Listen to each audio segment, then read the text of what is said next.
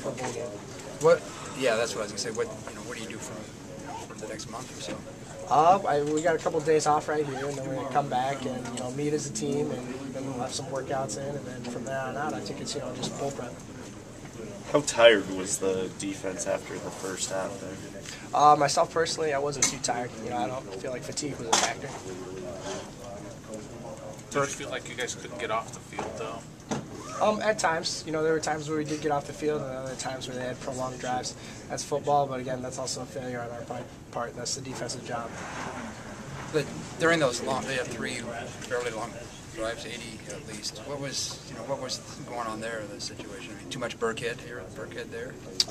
We're just trying to get off the field. I don't know if it was really one guy, per se, but again, they played a great game, but really I feel like, at the end of the day, it was a failure on our part to really execute our job. How mentally and physically draining is it when they go on those big, long drives pretty much the entire length of the field?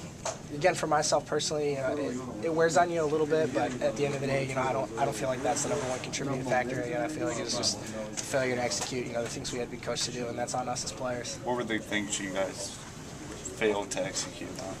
Right, so assignments contain the leverage, things like that, and they change as the play happens. It's just being able to know what your job is within the play as things change.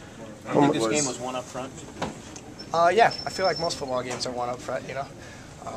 We had a chance to make some plays, and I had a ball slip through my fingers when I dove at one. I know Chris had one go through his fingers, so those are some things we could have done to help us. But at the end of the day, if you win up front, you have your chances of winning the game. Despite giving up 20 points, are you pretty satisfied with how things played out at most parts? No, not at all.